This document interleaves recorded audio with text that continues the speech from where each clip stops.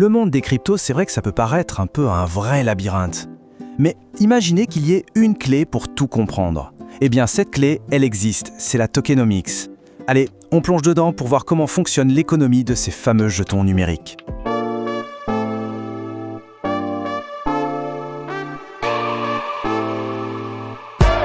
Avant même de se jeter sur les graphiques ou de suivre la dernière tendance, il faut comprendre l'économie du jeton. C'est ça la base pour évaluer un actif numérique. C'est vraiment ce qui va faire la différence entre un projet qui tient la route et une simple bulle spéculative. En gros, la tokenomics, c'est quoi? C'est tout simplement la politique économique d'une sorte de nation numérique. C'est le grand livre de règles qui va absolument tout dicter. Combien de jetons vont exister, comment ils vont être mis en circulation et surtout à quoi ils vont bien pouvoir servir.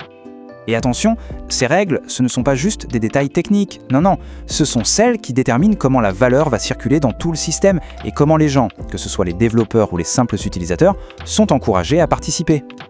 L'analogie est parfaite en fait. C'est un peu comme si on avait la Banque centrale, le ministère des Finances et tout le plan économique d'un pays, mais tout ça réuni en un seul concept.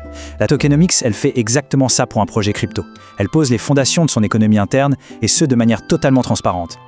Bon, pour bien analyser cette économie, le mieux, c'est de se concentrer sur ses piliers. Il y en a 4. 4 piliers fondamentaux. Ce sont vraiment les éléments essentiels à comprendre avant de se lancer. Alors, le premier pilier, c'est un grand classique de l'économie, l'offre et la demande. En fait, c'est la politique monétaire du jeton. Est-ce que le projet a une offre maximale? Comment est-ce que les nouveaux jetons sont créés et mis en circulation? Tout l'enjeu ici, c'est de gérer l'équilibre entre la quantité de jetons disponibles et l'intérêt que les gens portent au projet. Deuxième point essentiel. À quoi il sert, ce jeton? C'est son utilité. On pourrait voir ça comme le PIB de son économie. Est-ce qu'il donne un droit de vote dans la gouvernance du projet? Sert-il à payer des frais sur le réseau? Ou peut-être à accéder à des services exclusifs? Parce que, soyons clairs, sans une utilité bien définie, un jeton n'a pas vraiment de valeur intrinsèque. Troisième pilier, et il est super important, la distribution. Comment les jetons sont répartis au tout début? Une distribution juste et équitable, ça inspire confiance. Par contre, si une trop grosse partie des jetons est concentrée dans les mains de l'équipe, là, ça peut créer un risque de centralisation. C'est donc un excellent indicateur de la santé à long terme d'un projet. Et enfin, le quatrième pilier, les incitations. Comment le projet motive les gens à rester et à participer sur le long terme. Le staking, par exemple, c'est un mécanisme très courant. On bloque ses jetons et en échange, on reçoit des récompenses. Ce sont des outils vraiment puissants pour sécuriser le réseau et faire en sorte que tout le monde ait intérêt à ce que le projet réussisse. Ok, maintenant qu'on a vu les piliers, passons aux stratégies concrètes que les projets utilisent pour gérer l'offre de leurs jetons dans le temps. En gros, on peut les regrouper en 3 grands modèles. Alors d'un côté, on a le modèle qu'on appelle inflationniste. Là c'est simple, on crée de nouveaux jetons en continu. C'est un choix stratégique, souvent pour stimuler la croissance du réseau. De l'autre côté, on a le modèle déflationniste. Là c'est l'inverse, l'offre totale diminue. Comment? Souvent en brûlant des jetons, c'est-à-dire en les retirant de la circulation.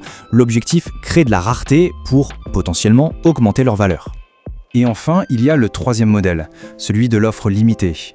Là, certains projets décident de fixer une quantité maximale de jetons dès le départ. L'exemple le plus connu, c'est évidemment le Bitcoin. Le nombre total de Bitcoins qui existeront un jour est gravé dans le code depuis le tout premier jour. Ça crée une rareté absolue et prévisible. Ah, et un petit mécanisme super important à surveiller, c'est le vesting. Qu'est-ce que c'est? C'est tout simplement un calendrier qui dit quand l'équipe et les premiers investisseurs peuvent vendre leurs jetons. C'est progressif, ça évite qu'ils vendent tout d'un coup au lancement et ça garantit qu'ils restent impliqués sur le long terme. Bon, d'accord, c'est bien beau toute cette théorie, mais concrètement, pourquoi est-ce que c'est si important? Eh bien tout simplement parce que la tokenomics, c'est le moteur. C'est ce qui va déterminer si un projet a une chance de réussir ou s'il est au contraire voué à l'échec. Donc, ce qu'il faut retenir, c'est que la tokenomics, c'est la base de la durabilité d'un projet. Ça permet de l'évaluer de manière juste, bien au-delà de la simple spéculation ou du buzz du moment. Et surtout, ça incarne un principe fondamental de la blockchain, la transparence. Les règles du jeu économique sont publiques et tout le monde peut les vérifier. Très bien. Mais alors par où on commence pour analyser tout ça soi-même? Pas de panique, voici un petit guide simple et direct pour se lancer. Première étape, incontournable, lire le livre blanc, le white paper. C'est là que le projet expose sa vision. Ensuite, il faut décortiquer la structure, comment le jeton est créé, comment il est distribué, à quoi il sert. Et enfin, évaluer la gestion de l'offre pour essayer d'anticiper l'impact que ça aura sur la valeur future du jeton. Au final, il faut voir chaque projet crypto comme une sorte d'expérience économique à très grande échelle. Ce n'est pas seulement une histoire de technologie, c'est la création de tout nouveau système de valeurs. Et la tokenomics, c'est notre grille de lecture pour comprendre ces nouvelles économies et pour essayer de repérer celles qui sont vraiment bâties pour durer. Et ça, c'est la grande question.